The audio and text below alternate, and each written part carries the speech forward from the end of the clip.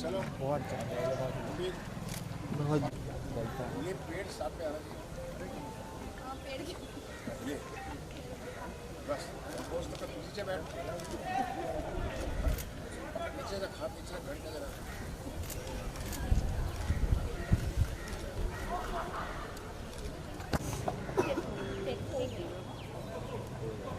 आप भी आओ ना इधर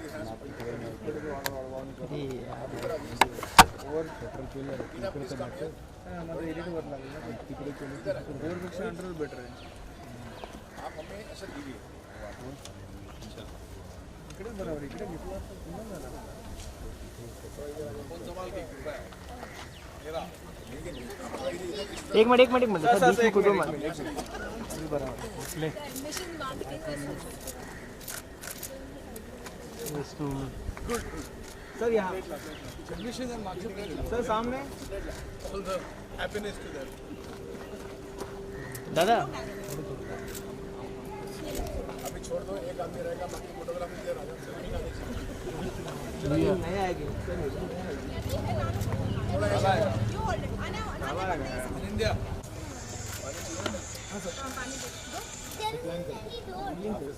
कमी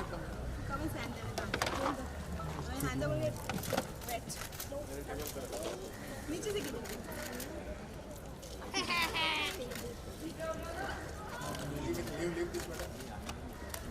सर ऊपर पुश लॉट्स ऑफ अरे बिल्डिंग में है ना फाड़ा नहीं क्या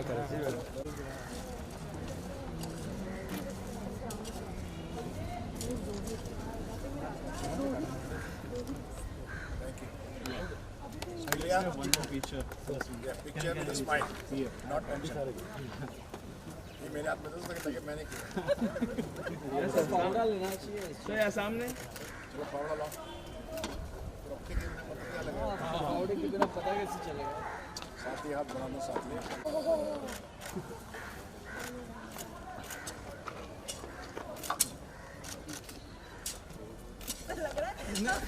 उधर से मेहनत करवा रहे हैं मतलब हम लोग सब देख के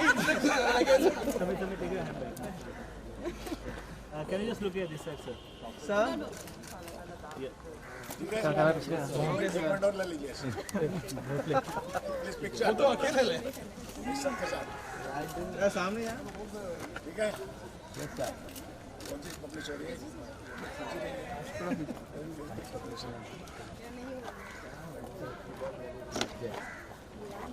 आज बाकी सर आधे लोग इधर आ जाओ सर आधे लोग क्योंकि ना मैंने प्लीज काम सर एक्चुअली ना Exposure compensate नहीं हो रहा है यहाँ पे hard. सर यार सामने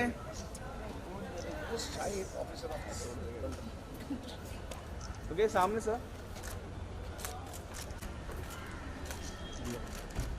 Photoshop करो थोड़ा ठीक है one more picture. चलो कम विद स्टाफ जो भी स्टाफ है इधर आ जाओ कम बिना कम यार आपके सब लोग आ जाओ स्टूडेंट्स प्लीज कम या स्टूडेंट्स प्लीज जॉइन अस आ जाओ थोड़ा पीछे जाओ थोड़ा पीछे फॉर्चुनेट लोग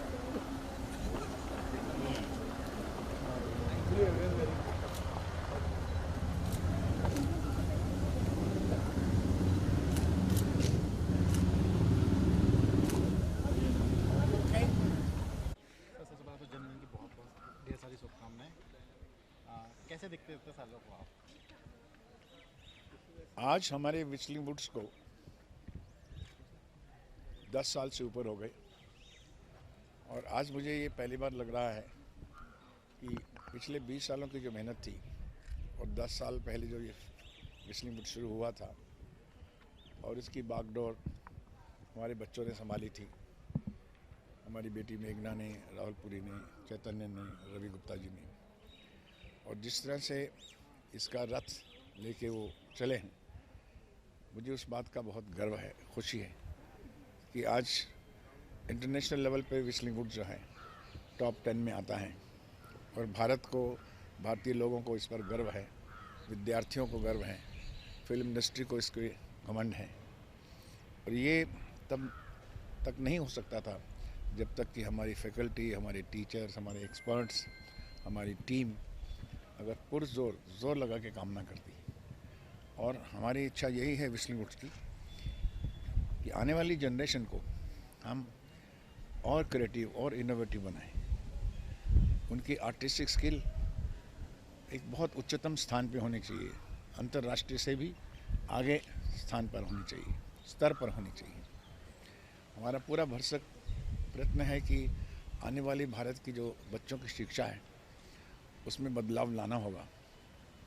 और वो बदलाव तभी आ सकता है जब हम रोटी कपड़ा मकान से ऊपर उठ के भी एक व्यक्ति निर्माण की बात करें, एक पर्सनैलिटी, एक ह्यूमन बीइंग जो है वो क्रिएट करें अपनी जनरेशन में, जिसकी मानसिकता धर्म, जात, प्रांत, भाषा से ऊपर हो, इंसानियत की तरफ हो, ह्यूमैनिटी की तरफ हो, ग्लोबल दृष्टिकोण हो। ये हमारे विचारों से पूरा इंस्टीट्यूट जो है खड़ा है इस फिलॉसफी पर, और इसकी एजुकेशनल फिलॉसफी भी इसी प्रथा से चलती है और चलती रहेगी। नॉर्मली हम देखते हैं कि बर्थडे के दिन कोई भी सेलिब्रिटी हो, स्टार हो, ग्रैंड पार्टी करते हैं, आप ट्री प्लांटेशन कर रहे हैं, इसके पीछे कुछ खास रीज़न हो? ये थॉट किसका था? ये थॉट इन बच्चों का ही था कि भाई आपके जन्मदिन में ही अगर किया जाए तो हमारे खर्चे बच जाएंगे कि नहीं तो हर बार फंक्शन करने में पैसा लगता है, तो आपका जन्मदिन भी बन जाएगा और ट्री प्लांटेशन भी हो जाएगा, एनुअल फंक्शन भी हो जाएगा ऑलमनाइज का, और पार्टी भी हो जाएगी। मीडिया को भी बार बार आना नहीं पड़ेगा, हमें भी बार बार स्पीच नहीं देनी पड़ेगी। तो ये आइडिया हमारी पूरी टीम का था। मैडम क्या कहना चाहिए? नहीं, आई थिंक ये जो ट्री प्लांटेशन का कल्चर है ये नया नहीं है व्हिस्लिंग वुड्स में। हमने शुरुआत से बहुत सारे लेजेंडरी लोगों की ट्रीज़ यहाँ पर प्लांटेड हैं और आज इनका बर्थडे है और हमने एक्चुअली पापा ने ही एक प्रॉमिस लिया था या ओथ लिया था कि हर बर्थडे पे हर इंसान को, सिर्फ उन्होंने नहीं, हर इंसान ने एक ट्री प्लांट करनी चाहिए। तो आप सोचिए एनवायरनमेंट में कितनी बदलाव आएगा। तो वो बस एक मार्गदर्शन दे रहे हैं कि हाँ ये करना चाहिए और हम सबको ये करना चाहिए। आज भी मैंने जो ट्वीट लिखा उस ट्वीट में ये है कि हर एक बच्चे को, हर एक व्यक्ति को, हर भारतीय को अपने जन्मदिन पर किसी न किसी कोने में छोटा सा प्लांट ज़रूर लगाना चाहिए। केक काटने से अच्छा है कि अगर प्लांट लगाएं तो अपने भारत की तरफ कुछ तो कंट्रीब्यूशन करेंगे। उसमें तो कुछ पैसा नहीं लगता है, उसमें सिर्फ एक भावना जागती है और हर व्यक्ति को करना चाहिए। जितना एक न्यूज़ आई थी सर कि आप झारखंड में मूवी बना रहे बड़े स्टार कास्ट को लेके, इसको थोड़ा बताएंगे? सर मुझे भी रोज़ ऐसी न्यूज़ मिलती रहती है और मैं भी सोचता हूँ काश वो न्यूज़ कब सच हो जाएगी। जब सच हो जाएगी मैं आपको बता दूंगा। सर आज बर्थडे के मौके पे सबसे पहले विश किसने किया और सबसे अच्छा गिफ्ट क्या मिला? सबसे अच्छा गिफ्ट मेरा मिला कि मेरी बीवी ने मुझे गच्चक खिलाई जो हरियाणा से आई हुई थी। लोग केक खिलाते हैं, तो सबसे बड़ा अच्छा गिफ्ट जो मेरी बीवी की तरफ से था। और हम लोग दोनों ने मिलकर रात को 12:30 बजे दोनों ने बैठ के गच्चक खाई और मेरी छोटी बेटी बिस्तर पे सोच देख रही थी कि हो क्या रहा है। तो हमने उनको बताया कि ये भी एक प्रेम का एक हिस्सा है। किस तरह के प्लान है सर आज को लेके? कुछ पार्टी आप हमको फॉलो कीजिए, सब प्लान पता लग जाएंगे। कुछ तो होगा। आज तो ये सब थिएटर फॉलो करेंगे। नहीं कुछ मित्र जो आ जाते हैं वो ठीक है, और बाकी तो इन्होंने भाग बना दिया है इसका। 24 जनवरी को भी एनुअल मीटिंग रखते हैं, सब बच्चे लोग जो हैं खुश रहते हैं, एक अपने में एक फेस्टिविटी हो जाती है। और 26 जनवरी के आसपास भी है, और कल 23 जनवरी को सुभाष चंद्र बोस का भी जन्मदिन था।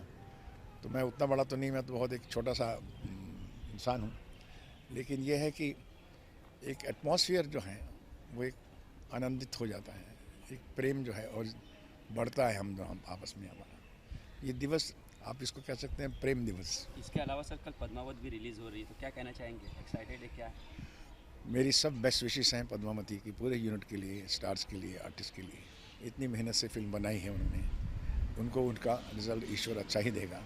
मैं प्रार्थना करता हूँ कि वो संकटों से शीघ्र ही दूर होंगे। लेकिन 6 स्टेट में रिलीज़ नहीं हो रही है, प्लस अब इसके बारे में मुझे देखिए, मुझे सवाए सुभाष घई की न्यूज़ के बारे में पता नहीं लगता क्या हो रहा है, लेकिन मैं इतना ज़रूर जानता हूँ कि वो संकट में है और उनके लिए मुझे प्रार्थना है। सर अपकमिंग प्रोजेक्ट्स कुछ इसके बाद? अब बाकी भी पूछ लीजिए ना मेरा। आई थैंक यू। Thank you.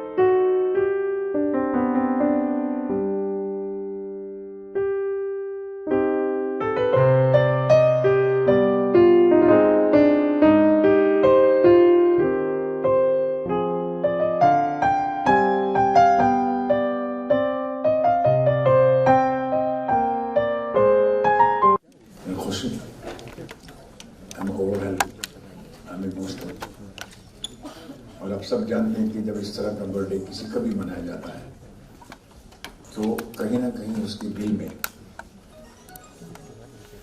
खुशी ये प्राप्त होती कि जो भी किया वो शायद ठीक ही गया। मुसीबतें आई, दिक्कतें आई, क्राइसिस आए, ह्यूमिलेशन आई, स्ट्रगल आई, लेकिन देर आए दुरुस्त आए। और याद रखिए ये सबके साथ होता है और सबके साथ होगा। आपकी तरह मैं भी इसी फिल्म स्कूल में पढ़ता था। बॉम्बे आया डिप्लोमा लेके तो एक स्टूडियो वाले ने गेट पर खड़ा था तो मैंने उससे कहा कि मैं FTI से हूँ, मेरे पास डिप्लोमा है, मैंने ट्रेनिंग ली है, मुझे अंदर जाके शूटिंग देखनी है। ये सोच के किसी प्रोड्यूसर से मिलूंगा। तो उसने बोला आप किसी को जानते हैं? मैंने कहा जी मैं फिल्म इंडस्ट्री में किसी को नहीं जानता, ड्राइवर को भी नहीं, अकाउंटेंट को भी नहीं। तो उन्होंने कहा कि मैं आपको एंट्री नहीं दे सकता। एक बड़ा सा गेट था, उसने जोर से बंद किया और वो गेट के सामने खड़ा रहा 20 मिनट तक। सोचता रहा कि मैं कहाँ आ गया। मैं घर आया, चुपचाप बैठ गया।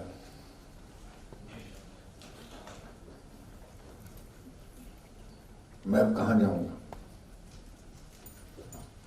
फिर मैं खड़ा हुआ, सामने एक किताब पढ़ी थी डेल कार्नेगी की, how to influence people. Shelf में से किताब निकाली और मैंने किताब पढ़नी शुरू की। अगर आप मेरे जिंदगी की कहानी 2 लाइन में जानना चाहते हैं तो वो सिर्फ एक ही बात पे है कि सीखते रहो। मैं आज तक सीखता और हमेशा सीखता रहूंगा। और आज भी मुझे ऐसा महसूस होता है कि मैंने सिर्फ 25% सीखा है। 75% जो सीखना चाहिए उसके लिए जीवन ये होगा या नहीं होगा मुझे मालूम नहीं। लेकिन ये बात बिल्कुल सही और तहे दिल से कह रहा हूं मैं आपसे, क्योंकि आप मेरे बच्चे हैं। आप जनता नहीं है मेरे लिए, ना यहाँ कोई पॉलिटिकल स्पीच हो रही है, यहाँ दिलों से दिल की बात हो रही है, एक परिवार में बात हो रही है। कभी मत नहीं समझा मैंने कि मुझे हर दिन सुबह उठते ही पहला होता था कि आज कल क्या सीखा तुमने, बताओ।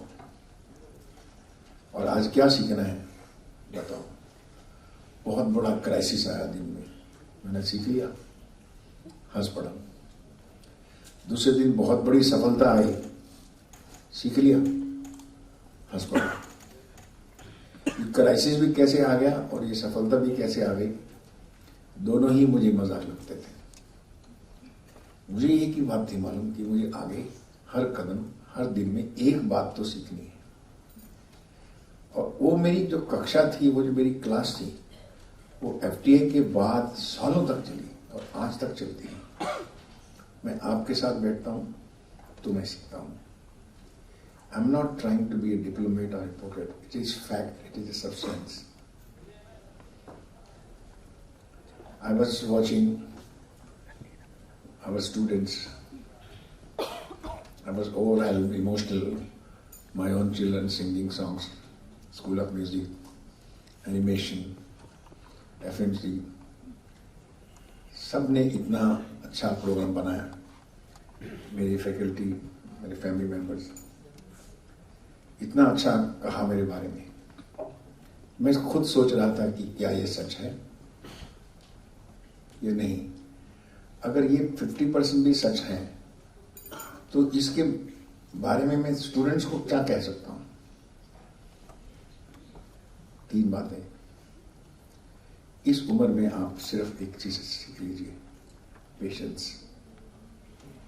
कोई भी चीज जल्दी नहीं होती। 12 मंजिल चढ़ने के लिए, पहाड़ की मंजिल 100 कदम चढ़ने के लिए एक एक कदम करके चलना पड़ता है। हवाई जहाज से और लिफ्ट से नहीं चढ़ा जाता। जिस शिखर पे आप पहुंचना चाहते हैं उसमें अपने कदम नाप लीजिए। अगर कदम नाप लेंगे और पूरा प्लान कर लेंगे तो आप कभी भी फेल नहीं होंगे।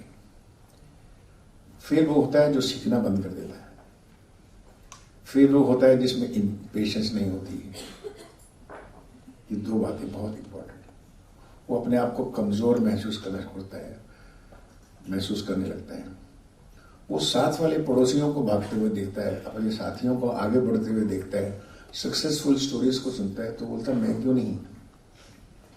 मैं इसलिए नहीं कि मेरा वजन भी उतना नहीं, और मेरा कद भी उतना नहीं, मेरी शक्ल भी वैसी नहीं, मेरा दिमाग भी वैसा नहीं, मैं तो इंडिविजुअल हूं, मैं तो अकेला हूं, मैं एक हूं और मैं अपनी ही स्पीड से चलूंगा। जब मैं अपनी शक्ल दूसरों की शक्ल की तरह नहीं बना सकता, कद नहीं बना सकता, तो मेरी रफ्तार भी मेरी अपनी ही होगी इनकी, चले गए आगे, जाने दो। ये भी हो गया, अच्छी बात है, चले जाने दो। मेरे जो 100 कदम हैं वो मैं कदम कदम कदम कदम बढ़ा के चलूंगा और पहुंच जाऊंगा, और इसके बारे में चिंता भी नहीं करूंगा। आज क्या करना है और कल क्या सीखा है, ये दो बातें मैंने हमेशा जिंदगी में रखी।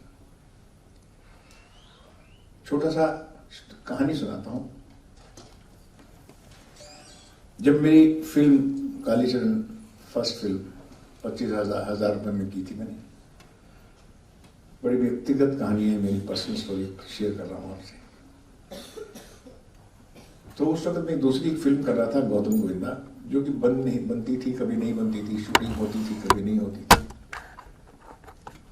तो मैं घर का किराए का घर था मेरा, शादी मैंने कर ली थी, मेरी बीवी यहाँ थी, तो बड़ी मुश्किल से गुजारा चलता था।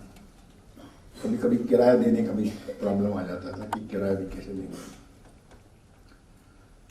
तो मेरी बीवी ने एक दिन जब पिक्चर रिलीज हुई तो कहा कि अभी आपके पास इतने प्रोड्यूसर आ रहे हैं और आप फिल्म नहीं साइन कर रहे, अभी 5,000 रुपये की जरूरत है, क्योंकि दूध वाले को देना है, नौकरों को देना है।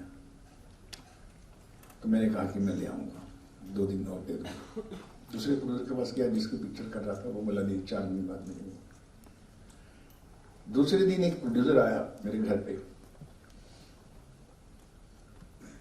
तो जो हॉल में टेबल था, मैं बैठा था और प्रोड्यूसर बैठा था, और प्रोड्यूसर जो है वो मुझे कह रहा था कि आप मेरी पिक्चर कीजिए, जो भी प्राइस आप लेंगे सुभाष जी, और जब भी आप करना चाहेंगे आप मेरी पिक्चर डायरेक्ट कीजिए। मैंने आपकी कालीचरण देखी है, ये हिट हुई है और मैं आपको कैश करना चाहता हूँ।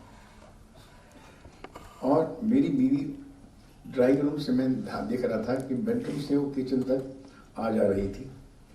जब उसने बैग खोला कि ये मैं आपके लिए साइनिंग अमाउंट लेकर आया हूँ, ये रख लीजिए, कभी भी शुरू कीजिए।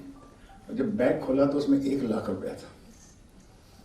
अब 1 लाख रुपए के बीच में मैं उससे कह रहा हूँ कि सर मैं आपकी पिक्चर नहीं कर सकता, क्योंकि मैं एक पिक्चर गौतम गोविंदा बना रहा हूँ। तो बहुत देर तक जिद्दोजहद करता रहा, लेकिन जब वो बातचीत कर रहा था तो मैं देख रहा था कि मेरी बीवी किचन से बेडरूम से किचन 1 लाख रुपए को दिख रही है कि भाई 2 दिन से 5,000 तो लाया नहीं और 1 लाख रुपया मना कर रहा है।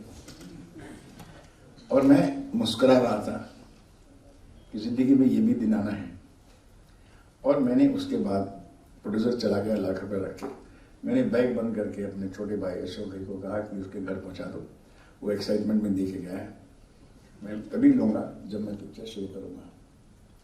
कह के मैं चला गया अपने काम पर। शाम को मैं वापस आया और मेरी बीवी ने मुझसे झगड़ा करना शुरू किया कि 2-4 प्रोड्यूसरों के और भी फोन आए हैं, क्या नहीं कि सुभाष जी का दिमाग खराब हो गया है, उनकी पहली फिल्म क्या हिट हो गई है, किसी की पिक्चर ही नहीं साइन करना चाहते, लोग लाखों रुपए लेके आ रहे हैं और घर में 5,000 रुपये भी नहीं है। मैंने उनसे एक बात पूछी, बैठी, ये मेरी फिल्म हिट हुई है एक संघर्ष के बाद, आप मुझे ये बताइए कि सुभाष घई को डायरेक्टर 5 साल के लिए रहना चाहिए या 25 साल के लिए। मैंने कुछ कदम बनाए हैं अपने, 100 कदम 25 कदम। मेरी उम्र इस वक्त 27 साल की है, 26 साल की है, मुझे 50 साल तक डायरेक्टर बनकर रहना है। तो आप क्या चाहते हैं कि मैं 5 साल तक रहूं या 25 साल तक? तो के लिए जाहिर है 25 साल तक रहें। तो मैंने बोला फिर आप ये पकड़िए 5,000 और इसी में गुजारा कीजिए। और बात उनकी समझ में आ गई। उसके बाद हमारी मुक्ताहट की सिल्वर जुबली हुई, जहां हमारी 11 सुपरहिट ब्लॉकबस्टर पिक्चर हुई और मुक्ताहट से नंबर 1 बैनर कहलाया। उस पार्टी में उनको याद दिलाया, याद है तुम्हें 25 साल पहले तुमने मुझसे कहा था। कहती मैं यही सोच रही थी जब आप ट्रॉफी ले रहे थे।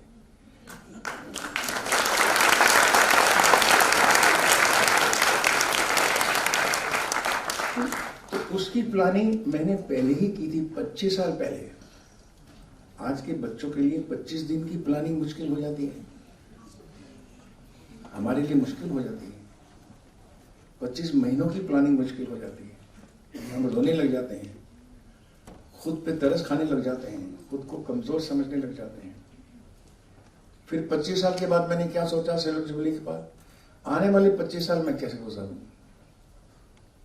आने वाली एक संस्था खोलूंगा। 100 साल तक फिल्म इंडस्ट्री ने अगर किसी प्रोड्यूसर ने नहीं सोचा है तो मैं कहूंगा जितना भी मेरा पैसा है मैं उसी मकान में रहूंगा जो मकान में मैं प्रोड्यूसर डायरेक्टर बन के रहा हूं और आज भी वहीं रहता हूं। लेकिन ऐसी संस्था खोलूंगा जो विश्व में सबसे बड़ी संस्था हो और हमारे हिंदुस्तान के सब बच्चे जो बॉम्बे में आके प्रोड्यूसरों के धक्के खाते हैं, दरवाजे के पास खड़े रहते हैं, उनके लिए जगह बनाऊंगा और वहां पर सारी इंडस्ट्री को उनके सामने लेके आऊंगा।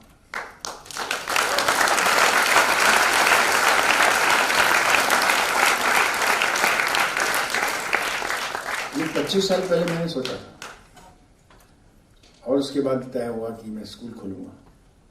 फिर मैं पूरे विदेशों में 32 फिल्म स्कूल में भ्रमण करने के लिए गया, ट्रैवल किया। सिंगापुर, यूरोप, UCLA, लंदन, हर एक फिल्म स्कूल में मैं घुमा अकेला, बैग हाथ में, एक कैमरा, जबकि मैं एस्टैब्लिश डायरेक्टर हो चुका था। मेरी एक नई संघर्ष शुरू हुआ और उन स्कूल में जाके मैं उनके डीन से मिलता, ये बताता कि मैं हिंदुस्तान का एक डायरेक्टर हूँ। साथ में मैं किसी इंडियन को भी ले जाता था ताकि वो कहे कि ये समझ गए हैं। तो बेचारे आदर करते कि हमारी इतनी बड़ी इंडस्ट्री है इंडिया की और फिल्म स्कूल नहीं है। तो सबसे जगह पहले मैंने उनके प्रोस्पेक्टस उठाए, उनके कोर्सेज उठाए, उनके टीचर से बात की, डीन से बात की और इस तरह से 32 स्कूल जो थे मैं घुमा और रिपोर्ट बनाई। एक मेरे असिस्टेंट, उसने पूरी रिसर्च किया हमने। उसके बाद मेरे जितने मित्र थे फिल्म इंडस्ट्री के, सबके पास गया। शेखर कपूर, श्याम बेनेगल साहब, कोठारी साहब, बहुत से दोस्त हमारे। यार हम एक स्कूल खोलना चाहते हैं, इसका एक सिलेबस ऐसा होना चाहिए जो कहीं भी ना हो। लेकिन सिलेबस जो है हमने स्टडी किया कि जो वेस्टर्न एजुकेशन है उनकी स्कूल की, वो स्किल बेस्ड है और हमारे बच्चे जो ग्रेजुएट करके आए हैं मेमोरी बेस्ड है। ये रट्टा मार के पढ़े हुए हैं, ग्रेजुएट करके आए हैं। इनको 6 एग्जाम के लिए पढ़ाया गया और वही पढ़े हैं। बाकी इनके ड्रीम्स हैं, लेकिन पढ़ना कैसे है वो इनको पता नहीं है। ये पास होने के लिए पढ़े हैं, स्टडी के लिए नहीं पढ़े हैं। और वहां के लोग जो हैं वो स्टडी के लिए पढ़ते हैं। ये स्टडी करना है क्योंकि जब मैं ये प्रोफेशन करूंगा आज से 15 साल बाद, तो कोई मुझसे ये सवाल पूछेगा तो मुझे मालूम होना चाहिए इसका जवाब क्या है। मुझे इस सब्जेक्ट की पूरी समझ होनी चाहिए। जब प्रोफेशनल टीम के साथ मैं जुड़ूंगा, जब मैं प्रोफेशनल टीम की कंपटीशन में ऊपर आना चाहूंगा, तो ये प्लानिंग क्या होगी स्टूडेंटशिप में। How I will compete with the existing top man, because when I go there I should know equally to him, or I should be able to answer each and everything, and this is my school. मैंने ये इसी से मैं अपनी नई जिंदगी शुरू कर रहा हूँ। मैं वहाँ जाके बौखला जाऊँ और कुछ सवाल पूछे मैं जवाब ना दे सकूँ, मैं एक्टिंग ना कर सकूँ, मैं राइटिंग ना कर सकूँ, मैं डायरेक्शन ना कर सकूँ, मैं जवाब भी ना दे सकूँ, इससे बड़ी मौत मेरी क्या होगी। तो एज ए स्टूडेंट भी आप उस प्रोफेशनल लाइफ की सीढ़ियाँ आपको क्रॉस करनी पड़ती हैं। और उस 25 साल के बाद ये इंस्टीट्यूट बना, आज 11वां साल है। और आज मैं ये महसूस नहीं कर रहा कि मेरा जन्मदिन मनाया जा रहा है। मुझे ये महसूस हो रहा है कि जो भी मैंने अपना कर्म किया और जो भी मेरी टीम ने मेरा साथ दिया, मेरे बच्चों ने मेरा साथ दिया, मेरी फैकल्टी ने मेरा साथ दिया, मेरे स्टूडेंट्स ने मेरा साथ दिया, आज उसका सेलिब्रेशन हो रहा है, सुभाष घई का नहीं हो रहा।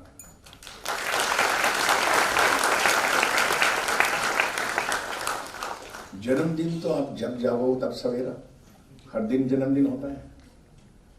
ये तो ऐसे ही मनाया जाता है तो मना लिया। लेकिन सवाल इस बात का है कि आपको ये समझना है कि आपको हर चीज लॉन्ग टर्म में सोचनी है। सक्सेसफुल आदमी का सबसे बड़ी क्वालिटी होता है वो दूर दृष्टिकोण से सोचता है, लॉन्ग टर्म से सोचता है। शॉर्ट टर्म से नहीं सक्सेसफुल हो सकता वो लड़ेगा, झगड़ेगा, परेशान होगा, खुद को रोएगा और उधर गिर जाएगा। Slow and study wins the race जो है वो बड़ी डेटेड कोटेशन लगती है। मम्मी आपके टाइम पे होगा, दादा के टाइम पे, आज कोई जमाना नहीं है, प्रैक्टिकल बनो। प्रैक्टिकल का मतलब है कि करप्ट बन जाओ। प्रैक्टिकल का मतलब है कि अपनी वैल्यूज को छोड़ दो। प्रैक्टिकल का मतलब है कि चोरी कर लो। प्रैक्टिकल का मतलब धोखा दे दो। प्रैक्टिकल का मतलब ये है। ये practical is a very dangerous word. You should know what is practical to me. मैं कितने जानता हूं, मेरे लिए प्रैक्टिकल क्या है। मुझे अपनी कला, मुझे अपनी शिक्षा, मुझे अपना काम किस तरह से इंप्रूव करना है, वो प्रैक्टिकल है। लेकिन लोग आपको क्या सिखाएंगे? बी प्रैक्टिकल यार। वो देख कैसे बढ़ गया। हमेशा वो नेगेटिव लोगों की तरफ आपको ले जाएंगे और जो नेगेटिव से जिन्होंने सक्सेस पाई है वो उनके लिए एग्जाम्पल बन जाते हैं। Never never ever think of negativity. Second biggest quality, if you have a positive even in crisis, उसमें भी अगर आपने पॉजिटिव सोचा तो पॉजिटिव हो ही जाएगा। नेगेटिव सोचा तो आप वैसे ही गिर गए, पहले से ही गिर गए। कितनी बार ऐसा हुआ है हमारे सामने, कितनी क्राइसिस आए हैं, चाहे वो बॉलीवुड के हों, चाहे मेरी फिल्मों के हों। मेरी फिल्में फ्लॉप भी हुई हैं, हिट भी हुई हैं, झगड़े भी हुए हैं, लेकिन हर बार मैंने क्या किया है, हंस पड़ा हूं। जब सुप्रीम कोर्ट ने हमें ऑर्डर सुनाया कि विस्लिंग वुड्स बंद होना चाहिए और हम बाहर आए, तो मेरे जितने 4 लॉयर थे उसमें यंगस्टर भी थे जो मेरे साथ बेचारे 6 दिन से जूझ रहे थे। तो जब बाहर आए तो हम हार चुके थे, यानी इंस्टीट्यूट बंद करो। तो वो लड़के मुझे देखने लगे कि अभी सुभाष जी का चेहरा कैसे होगा। तो मैंने उनको आके बोला, यार ये बताओ यहाँ इडली सांभर कहाँ मिलता है? और मैं हंसने लगा। अब तो जो हो गया हो गया, सांभर तो खाना चाहिए यहाँ पर, सुना बड़ा अच्छा सांभर मिलता है। सो दे वर लुकिंग एट मी, क्योंकि वो तो हो गया है। अब नेक्स्ट क्या करना है, सांभर खा के सोचते हैं। ये शक्ति आपके अंदर आनी ही चाहिए। जब ये शक्ति आएगी, आप देखना, आप मुझे याद करेंगे। जब आप सफल होंगे, जब इस तरह से आपके जन्मदिन मनाए जाएंगे, जब इस तरह से आप किसी का इंस्टीट्यूट खोलेंगे, जब टीचर होंगे, जब सक्सेसफुल होंगे, मार्क करेंगे, तब आपको लगेगा कि सुभाष जी उस टाइम पे बोले थे, बिल्कुल सही कहा था। हर क्राइसिस पे मुस्कुराओ, हर नेगेटिविटी में अपनी पॉजिटिव सोचो, फिर देखो आपका जीवन और पढ़ाई, कैरियर कैसे बनता है। तीसरी चीज, कोई भी चीज पढ़ो या सोचो, वो ऑब्वियस मत देखो, बियॉन्ड ऑब्वियस सोचो। ये नजर आ रहा है आपको कि जन्मदिन हो रहा है, हर एक पॉलिटिशियन का होता है, इसी तरह से हार पहनाते हैं, शॉल पहनाते हैं, उसकी तारीफें करते हैं, इन्होंने कॉन्स्टिट्यूशन के लिए बड़ा अच्छा काम किया। मुझे वही लग रहा था मैं पॉलिटिशियन बैठा हूँ और मेरे कॉन्स्टिट्यूशन के बारे में कहा जा रहा है। मैं हंस रहा था उसके ऊपर, अच्छा भी लग रहा था कि बच्चे हमने कर रहे हैं, लेकिन अपने पे हंसी आ रही थी। इस तरह के सीन तो तुम लिखते हो, लेकिन बियॉन्ड ऑब्वियस मुझे क्या अच्छा लग रहा था, बियॉन्ड ऑब्वियस ये लग रहा था कि हमारे टीचर्स, हमारे डीन, हम जो बात कर रहे थे, उन्होंने एक बात कही कि हमने इसमें से कुछ सीखा है और वो बच्चों को प्यार करते हैं। मैं ये देख रहा था कि ये इंस्टीट्यूट जो है ये 100 साल तक चलेगा और ये इसी तरह से और हर साल ताकतवर होता चला जाएगा कि यहाँ की स्पिरिट बहुत अच्छी है. What I was enjoying was the spirit of the students and the teachers, what they spoke about it.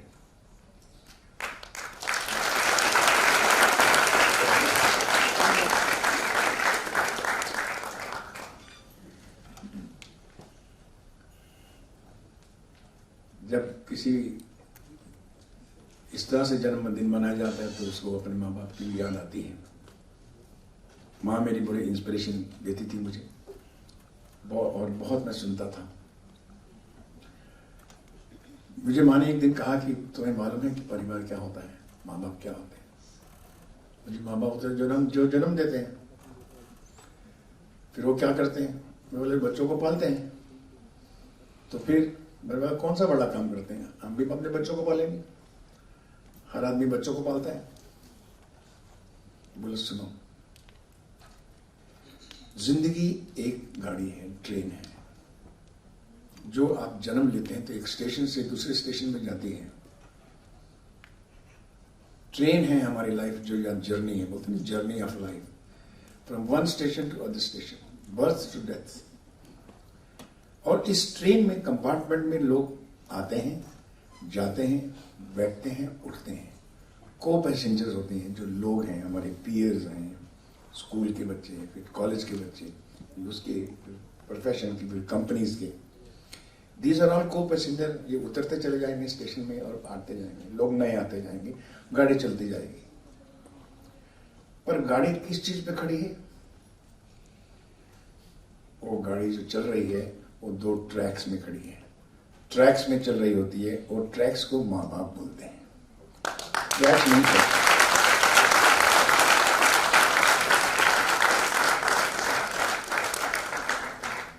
तो कभी बेटा ट्रैक से मत उतरना, पूरी जिंदगी की गाड़ी खत्म हो जाएगी, घिस जाएगी.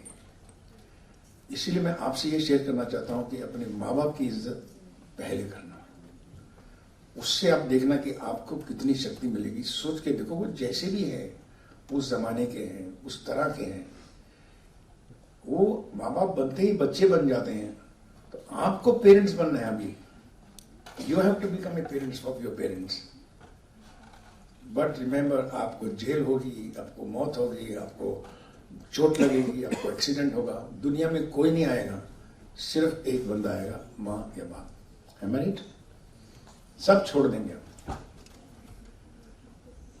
सो ये 2-3 बातें हैं जो मैंने जिंदगी में सीखी हैं, जो मैं आपसे आज शेयर करना चाहता हूँ.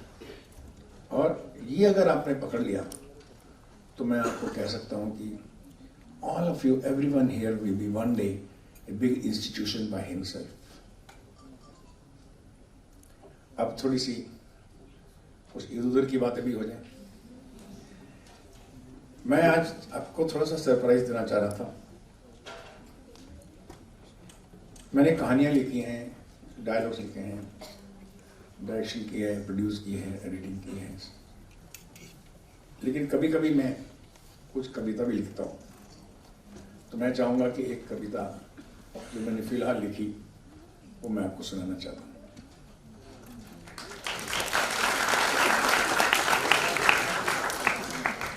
हुआ ये कि मुशायरा था, यहाँ पर बहुत बड़े बड़े लोग आए हुए थे. तो जब मैं एक बड़े शायर से फोन कर रहा था कि कल आपको आना है सर, हमारे बच्चों के लिए कविता सुनानी है, तो बहुत अच्छा लिखते हैं. तो उसने मुझसे कहा कि सुभाष भाई साहब, आप भी पढ़ेंगे कविता? तो मैंने कहा जी मैं पोएट्री लिखता नहीं, मैं तो डायलॉग्स लिखता हूँ, स्टोरी लिखता हूँ. आनंद बख्शी लिखते थे कहानी. अच्छा, हमें तो डर लग रहा था कहीं आप भी बोलेंगे तो क्या होगा. मैंने नहीं जी, मैं बिल्कुल नहीं. लेकिन जब मैं सुबह उठा तो मुझे लगा सुभाष, क्यों नहीं तुम एक पेन उठाते और कागज उठाते, कोशिश तो करो, डिस्कवर तो करो कि कविता कैसे लिखी जाती है. फिर मैंने सोचा कि आज अगर मुझे सुनाना पड़ेगा तो क्या सुनाना पड़ेगा. तो मुझे लगा कि मैं तो फिर ये तो शेर वाले तो वही सुनाएंगे, जिंदगी बेहयात में जो गुजरी है, और इस तरह की या तो इश्क के बारे में होगा, या संबंधों के बारे में होगा, या पॉलिटिक्स के बारे में होगा, या पॉलिटिकल का सिस्टम. तो मैंने बोला ये उस तरह की मैं एक बात करूंगा, जख्मी दिल बर्बाद हो गया, तो मैंने बोला नहीं, ये तो मैं नहीं कर सकता, क्योंकि बियॉन्ड द ऑब्वियस बोलते हैं। जो हो रहा है उससे ऊपर मैं कैसे सोच सकता हूं, या उससे डिफरेंट में कैसे सोच सकता हूं। सेम थिंग कविता ही लिखना है, लेकिन डिफरेंट कैसे करना है, कौन सा सब्जेक्ट चुनूं, कौन से विषय पे बात करूं, वो फिर मैंने एक विषय चुना, वो मैं आपको सुनाता हूं।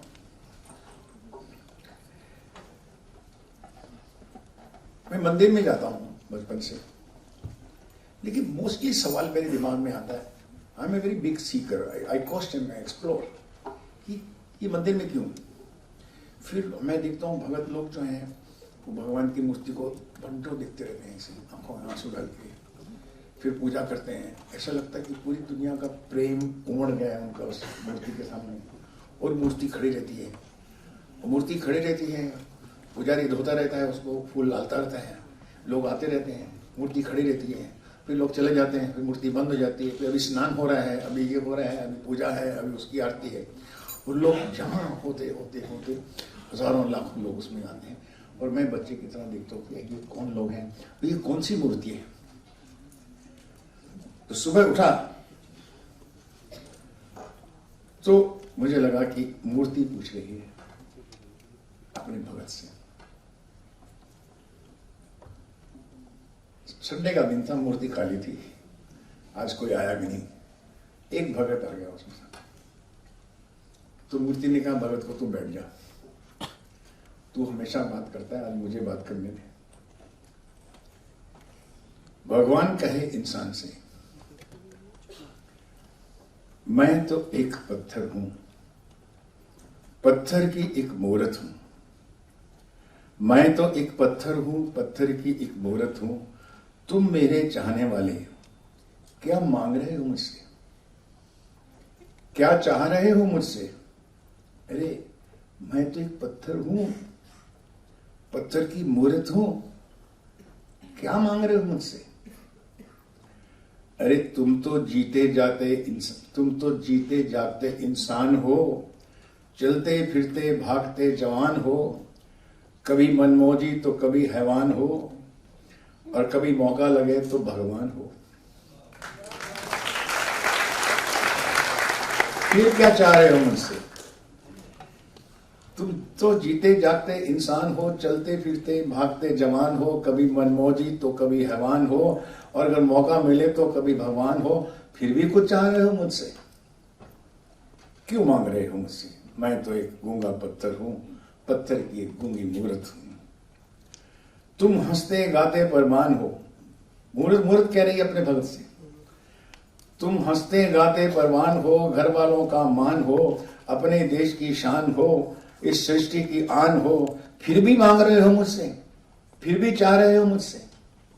इतने स्टेटस तुम्हारे पास हैं,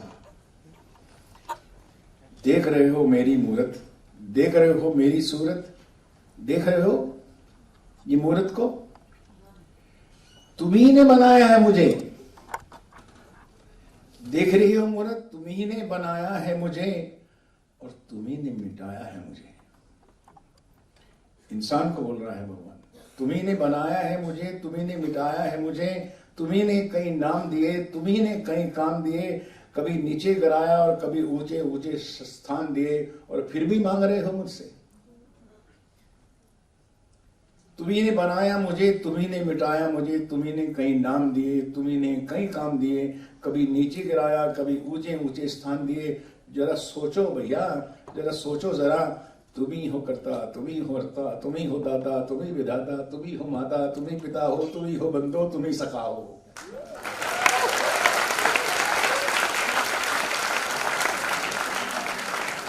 अभी मूर्ति ने पलट मार के उसी को सुनाया, तू ही बाप है मेरा भाई,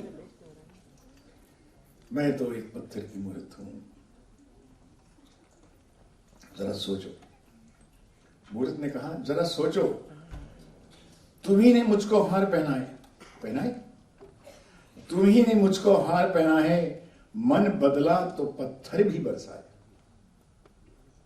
तुम्ही ने मुझको हार पहनाए, मन बदला तो पत्थर भी बरसाए। तुम तो एक चालाक बुद्धि हो, बेबाक हो, मासूमियत पर हैवाक हो। तुम तो एक चालाक बुद्धि हो, बेबाक हो, मासूमियत पर हैवाक हो।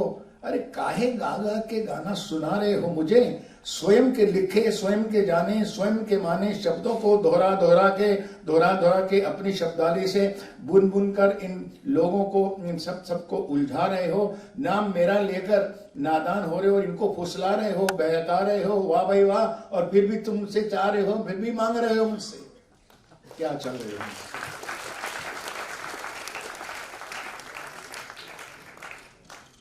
काहे गा गा के सुना रहे हो मुझे? खुद के लिखे, खुद के जाने, खुद के माने शब्दों को दोहरा रहे हो, दोहों को दोहरा रहे हो, शब्दावली के शब्दों को बुनकर सुनकर सबको उलझा रहे हो। नाम मेरा लेकर इन नादानों को फुसला रहे हो, बहका रहे हो, और फिर भी तुम। मालिक कौन? मैं या तुम? मालिक तो तुम। जरा सोचो, आपकी सोच ने हमें जन्म दिया है। भगवान को किसने जन्म दिया? इंसान की सोच ने। मूर्त कहती है आपकी सोच ने हमें जन्म दिया, आपकी राजनीति ने हमें वजूद दिया। तो वो पत्थर हैं, हम तो वो पत्थर हैं जो ना बोल सके, ना सोच सके, ना सुन सके, ना देख सके। आपकी सोच ने हमें जन्म दिया, आपकी राजनीति ने हमें वजूद दिया। हम तो वो हैं, पत्थर हैं जो ना बोल सके, ना सोच सके, ना सुन सके, ना देख सके। हम तो एक गूंगे पत्थर हैं, बहरे पत्थर हैं, पत्थर की एक मूर्त हैं। फिर क्या मांग रहे हो मुझसे यार? फिर क्या चाह रहे हो मुझसे? मत करो ऐसा, थोड़ा और सोचो। आप मेरे मंदिर आए, मूर्ति पूछती है, आप मेरे मंदिर आए, फूल चढ़ाए, प्रसाद लिया, मन ही मन आशीर्वाद लिया। आप मेरे मंदिर आए, फूल चढ़ाए, प्रसाद लिया, मन ही मन आशीर्वाद दिया, सर झुकाकर तुम चल दिए। अरे हमने ऐसा क्या काम किया? खुद ही आए, खुद ही चढ़ाए, फूल चढ़ाए, आशीर्वाद दिया, वापस चल दिए। अरे हमने ऐसा क्या काम किया? हम तो एक गूंगी सी मूर्त थी और हैं, पत्थर की बस एक मूर्त है, फिर भी क्या चाह रहे हो हमसे? मेरे प्यारे बंधु, मेरे सखा, मेरी बात सुनो। सुनोगे? भगत ने कहा, इंसान हो, इंसान बनो। इंसान हो, इंसान बनो। इंसानियत का मान बनो, दया धर्म का मान करो, दुखियों के दुख दूर करो, सबसे प्रेम भरपूर करो, पत्थर पूजा मूर्ति छोड़ो, अपने में स्वाध्यान करो, मेडिटेट करो, स्वाध्यान करो, सृष्टि का सम्मान करो, सम्मानित इंसान बनो, सच्चे ऊंचे इंसान बनो। अहम ब्रह्मास्मि एक मतलब समझो, इसका मतलब समझो, तुम स्वयं के भगवान बनो, स्वयं के भगवान बनो, एक इंसान बनो, एक अच्छे इंसान बनो, स्वयं के भगवान बनो। मुझसे क्या मांग रहे हो यार? क्या चाह रहे हो मुझे? तुम ही तो भगवान हो।